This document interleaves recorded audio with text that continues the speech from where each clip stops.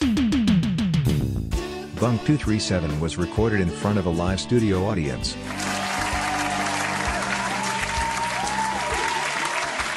Robin, I feel like we're forgetting something. Whatever do you mean, Tuyet? Well, we're all packed for season 2. Summer camp. But something is off. What are we missing? Let's see here.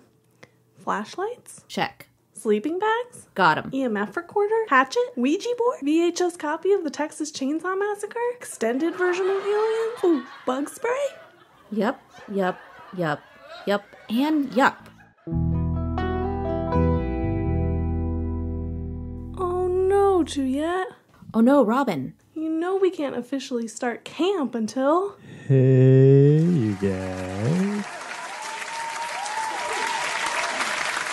You know we can't start having fun at camp until we... Clap on 4! First one of season 2. Ready? 1, 2, 3.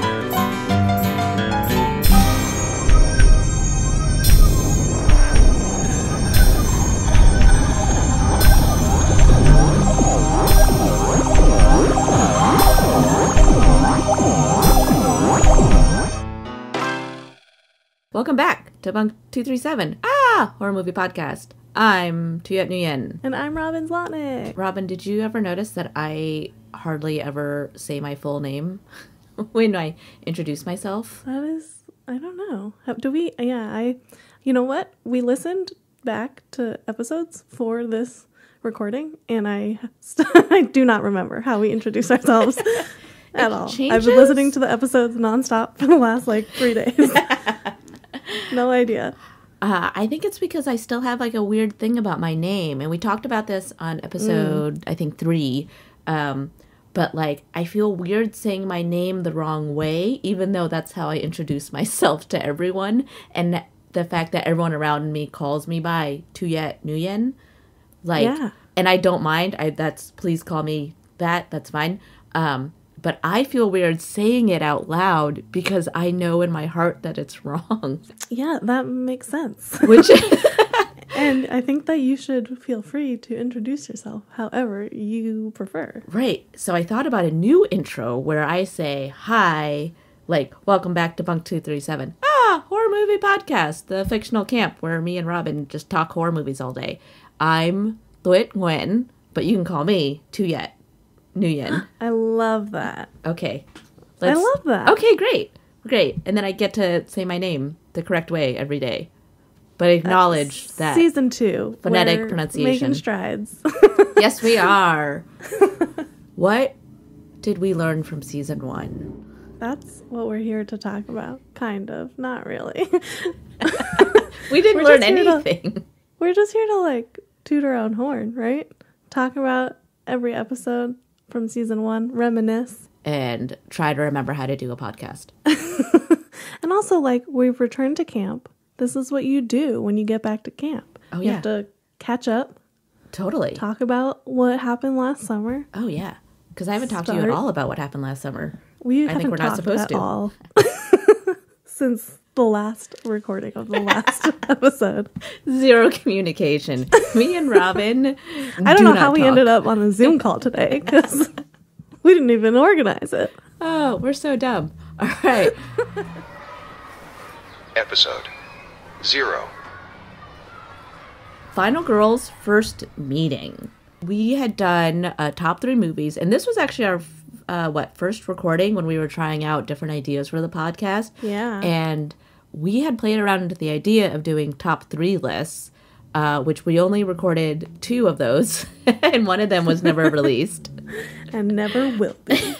I listened back to it, and I stand by my top 3 movies that I can't stop thinking about. It was I did From episode 0. from episode 0. Yeah, It Follows, The Descent, and The Exorcist. Just I'm still standing by those. I mean, I'll add The Descent to my list too, because since we watched it for season 1. Yeah. It's so good. Great. And I stand by my list. Top 3 were Midsummer, The Eyes of My Mother. The Eyes of My Mother, and Under the Shadow. Although my feelings have been complicated about Midsummer. What happened? No, I still love it, and I think it's wonderful. But even though I was like rooting for her because she got revenge on her terrible boyfriend, like I don't necessarily think that it was as like feel good of an ending as I sort of. You know, we should watch Midsummer season 2. Let's do it. Yeah? Yeah, we should get into it. All right, great. Episode 1. Dun, dun, dun, Episode dun. 1. Episode 1. We talked about the innkeepers. With Jonah Baez. Yes. And this was actually first episode, but it was like I think our 3rd interview, which was really smart coming out the gate, sounding like we knew what we were doing. That was good planning on our part. We definitely sounded like we knew exactly what we were doing. Yeah. There was a discussion, if you remember, really early on about naming the episodes based on out of context quotes, which we ended up scrapping. We decided it would be smarter to just name them by the movie that we're watching and the guests that we have on. And this one was going to be called Sad Lady in a Dress. Sad Lady in a Dress. Yeah. We were really excited about that idea. Yes. Too. And now I feel like I name the episodes secretly whenever. based on funny things that like happened during the thing. The other thing about the innkeepers is we talked about the Yankee Peddler Inn and how it's a real place in Connecticut. And that is the state that I fucking moved to. I looked it up. I live 53 minutes from Torrington, Connecticut, where the Yankee Peddler Inn is. And one of these days, I'm going to go. You're going to manifest even though it's still closed. You said on that first episode about how someday you want to stay there. And I think it's happening. I think it's happening for you. I manifested it. Yes, you did. Shane doesn't know this, but we only moved to Connecticut so we could be closer to the Yankee Peddler Inn. I do like that you moved to New England, just historically one of the spookiest places in the world. Like, yes, you know what I mean? Like witches, ghosts, werewolves, Jersey Devils. And I will say, like, you feel it.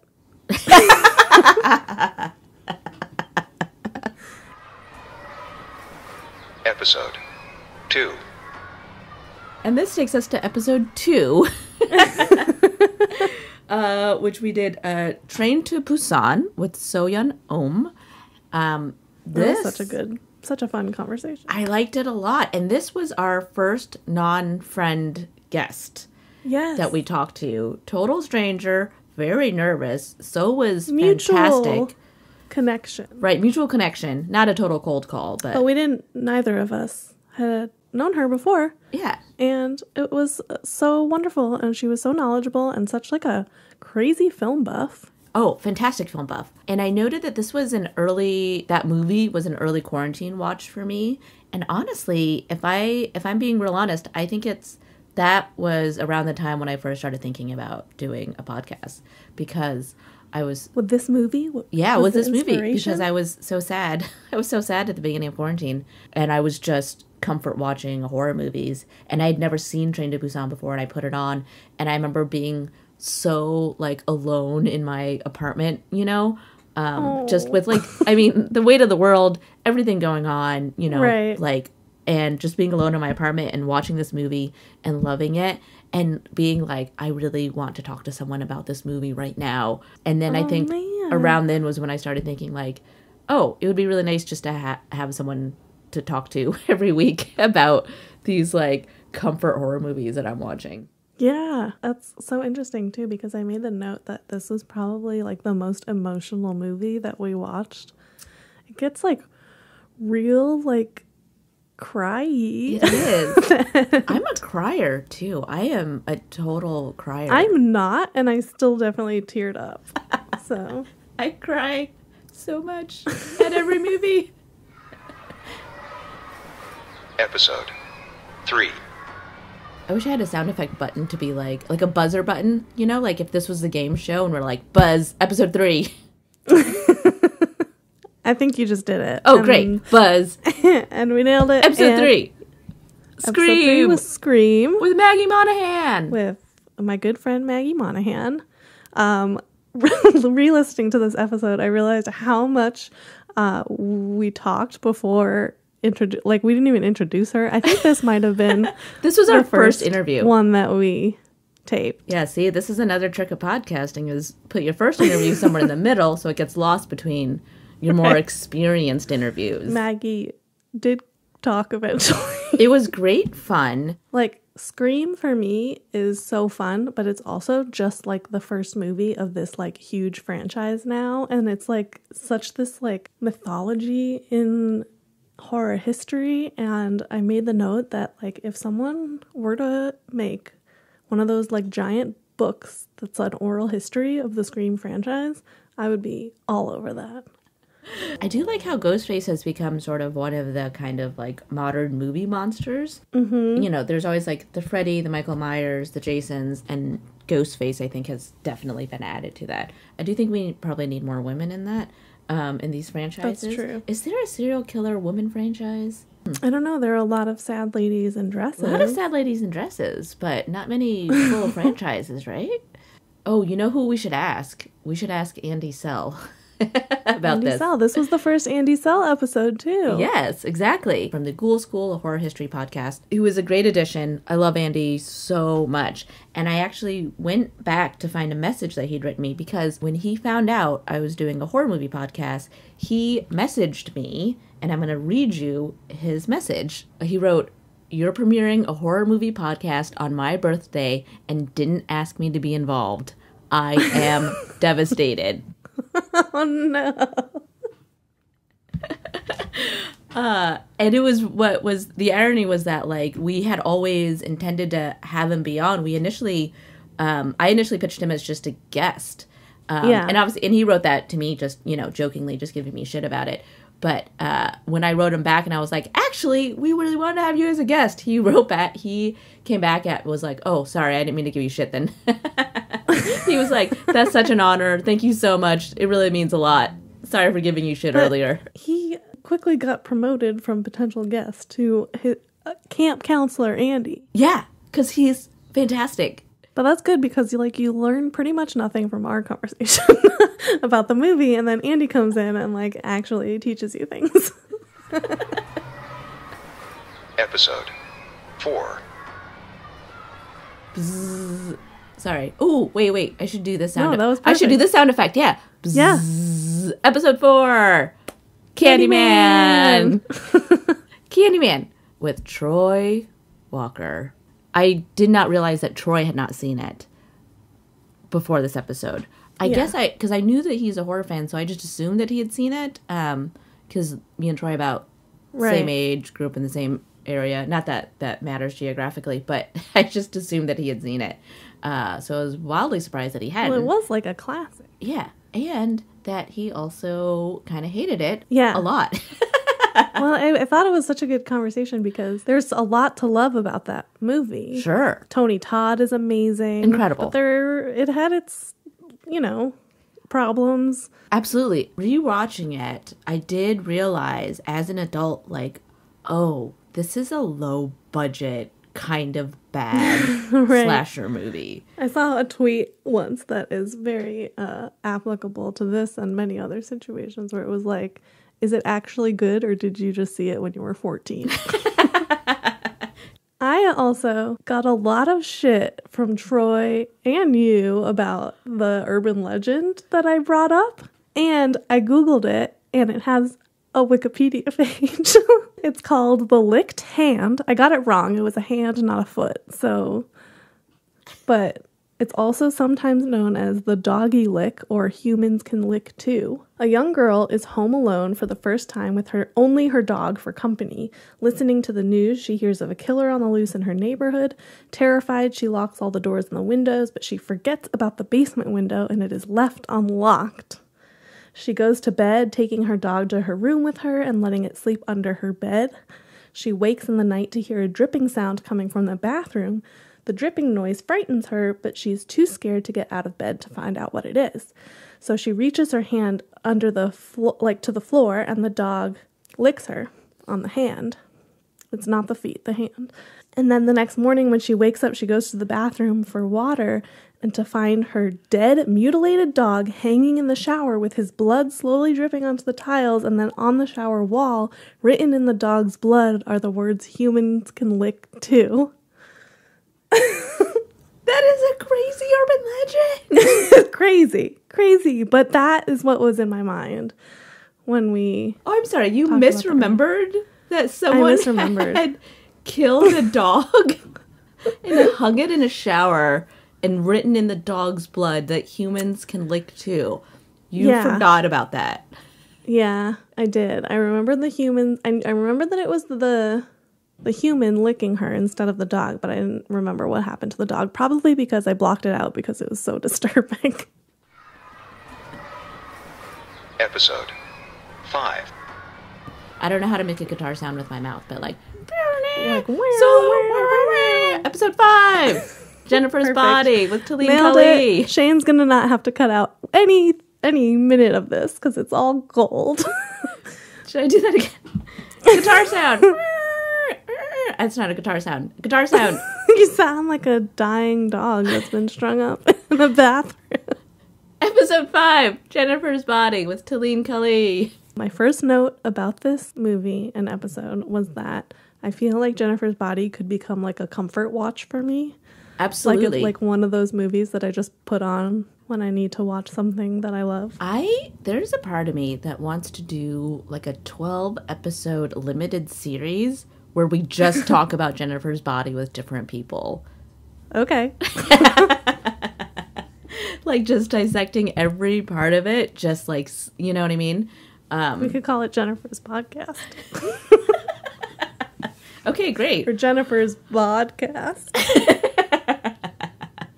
Actually, hold up. That's very good. Let's talk about this for season 3. No one steal that idea. Episode 6. Spooky music transition. Twilight Zone.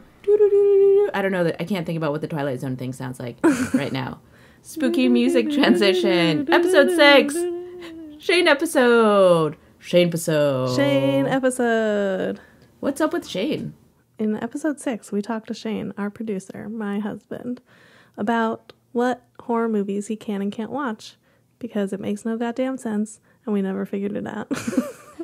We never figured it out. Oh, I guess it was like a Twilight Zone where we had a problem, and the problem got bigger, and then... And now we're trapped in the problem forever. I had a very fun time listening to this episode, and it made me want to hang out in person, which is something that we have not done in a very long time, and probably cannot do for a very long time. I am still very absolutely just deeply, deeply offended that Shane hates Halloween. Yeah. It hurts my heart. That's going to be, we now live in New England. The Halloween town of all Halloween towns. Episode 7. We have to make another guitar sound here. Guitar sound. Yeah. But kind of But a also metal like, guitar sound. Like chainsaw sound. Chainsaw, yeah. So, which actually could also be a revving bike sound. I think that that sound effect you made, I think, is both of those things, which is appropriate for episode 7, Mandy with Justin LaSalle, a.k.a. Axe Slasher. This episode was fantastic. Justin, if I do say so myself, is no, the in terms best. of how much fun I had. I had a great watching time the movie and talking about it. I think Justin was a great guest for this. One, of course, he's a heavy metal guitarist. With this movie, just aesthetically, everything fits with him in this movie. And also, but Justin was so kind to us. And I've known Justin so nice for a long time, like through the years, through Denver, through music, and just running into him randomly in cities. But like, you know, we'd always sort of been friends from a distance. and, you know, always follow each other on social media. But to have him come on and talk to him in person and have this, like, long conversation with him and just to, like, really get into the sort of the canals of this movie, but also himself and how much he likes horror. And he was just so kind and just gushing and was so supportive. And I think, like, talking to Justin was a really nice kind of capsule of the horror community in general, of how inclusive it is. And it's like when you just find another person that likes horror movie, how you're just like, I guess we're friends forever now. Like, this is just... That's totally how I felt about this episode. It was so easy to talk to him. He was so enthusiastic. He had like this infectious energy. And we all loved the movie because it's amazing. My big note is that we have to make the Cheddar Goblin Girls t-shirts. Yes, we have to make the Cheddar Goblin Girls t-shirt. If all you out there listening to this podcast would wear a Cheddar Goblin t-shirt, a Cheddar Goblin Girl t-shirt, tell us. Tweet us, email us, DM us on Instagram. Episode 8. Next sound effect is typewriter. Click, click, click, click, Yeah. clack, clack, clack, Click, click, clack, clack, clack, clack, click, click, clack. Episode 8, Misery with Roger Ouellette. I mean, the big takeaway from this episode is that we have to talk to Roger's mom.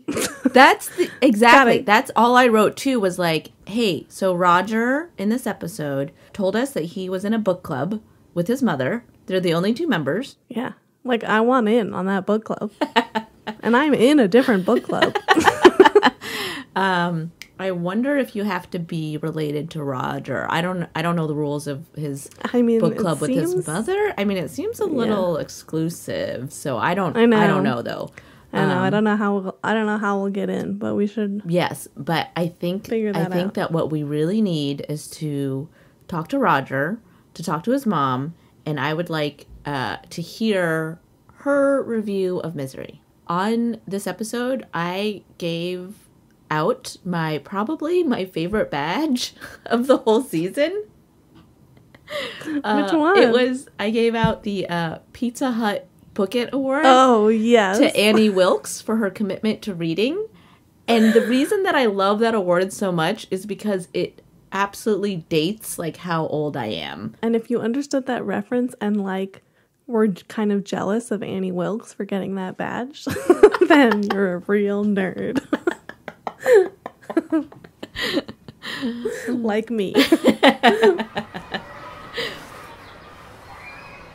Episode 9. Sound effect. Sound effect. Big echoing caves.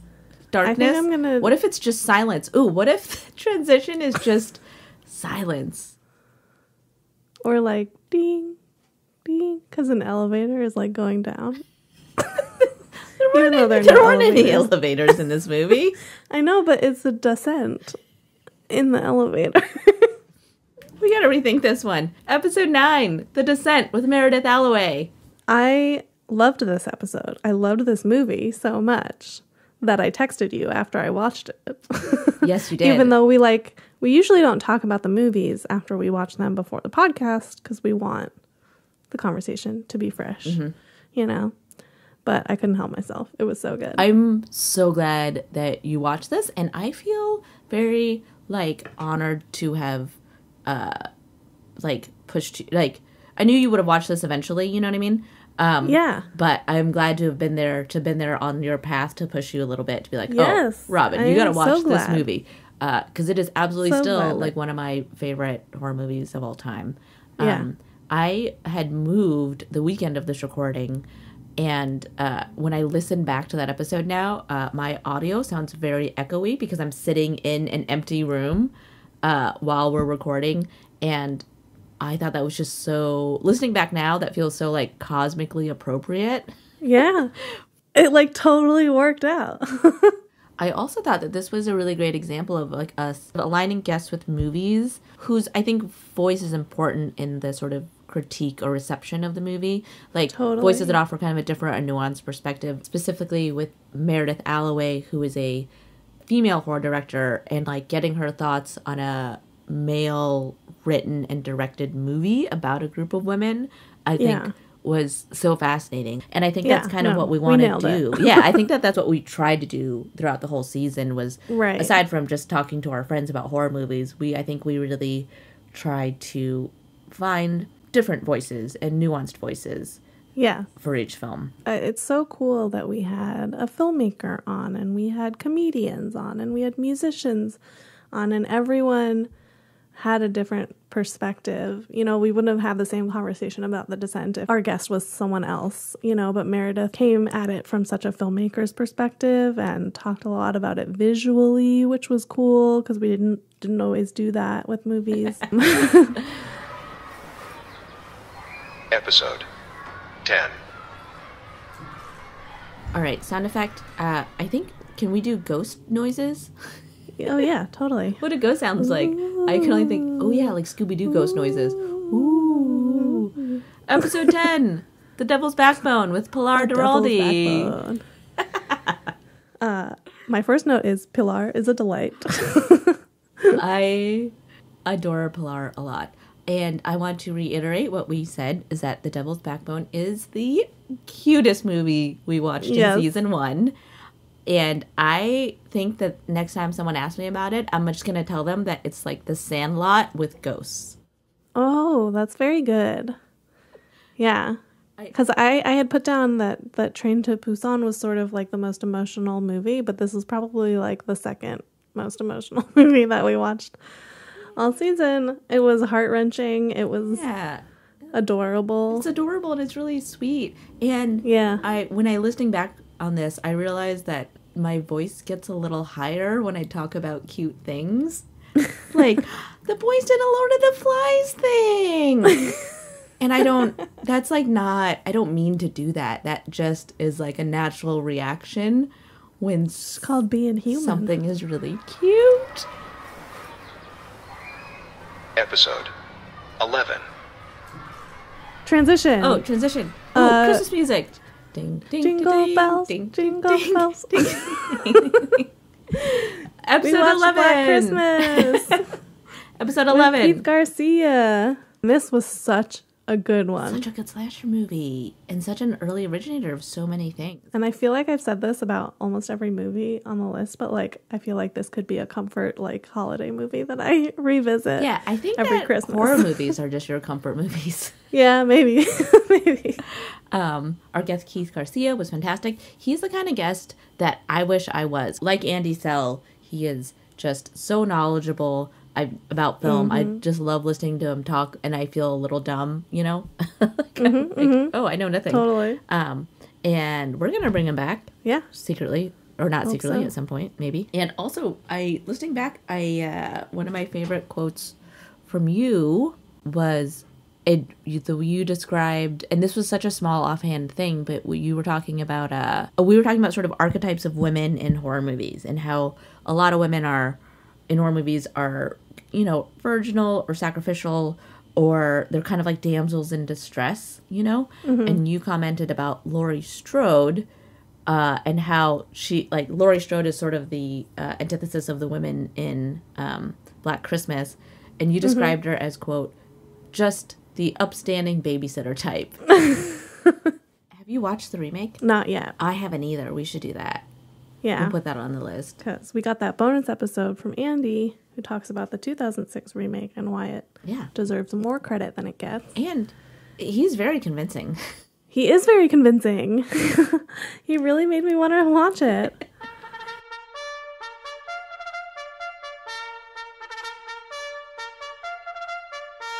That was our first season of Bunk 237, a horror movie podcast. And, Robin, I also learned that I really enjoy talking to you about horror movies. Oh my god, I learned the same thing about you. Oh no, we're such dorks. This podcast is just for us. We don't even have to record them. We should just have phone calls. I mean, we can, but also, like, I loved getting to know, like, the horror community online, and, like, we have some real cool guests for season 2 of, like, cool horror people, And Oh, yeah. it's just going to be We're coming great, back. and we're gonna, Bigger, badder, Yeah. more Bigger, gore, badder, more bunkier. funkier. Yeah. Robin, do you have anything you want to plug or promote? I want to plug Living in New England. It's really cold. There's a lot of snow and a lot of ghosts. You can also follow me on Twitter and Instagram, both at Robin Zlotnick. I post a lot of dumb stuff. Tuyet, would you like to plug anything? Oh, yes. Please follow me on Twitter at Tuyet Nguyen. Early adopter, and I'm very excited to get my own name because it is the only social media platform where I actually have just my first and last Wow. name, because on Congratulations. Instagram, I'm the Tuyet Nguyen. And in life. You are And the I know. Thank you. Tuyet Nguyen. I am. Especially to me. Thank you, everyone, for listening and Yeah, joining thank you us so much. on We really season 1. appreciate And it. we got Yeah. listens from like people in around the world that we don't even know. Yeah, and You also know, not just our families, a lot of not just Robin's our family. I friends. was going to say, like, quick Well, yeah, shout a lot out, of my quick family. shout out to Robin's family. They've been very supportive. But we've gotten like wonderful feedback and listens from people like all over, and it's just wonderful and fun, and we're glad that people are enjoying it, and we hope they keep enjoying it. And yeah, we have a lot of good stuff coming up for season 2. We're glad to be here. We're glad you're here too. Oh, outro music. Thanks, everyone. See you soon.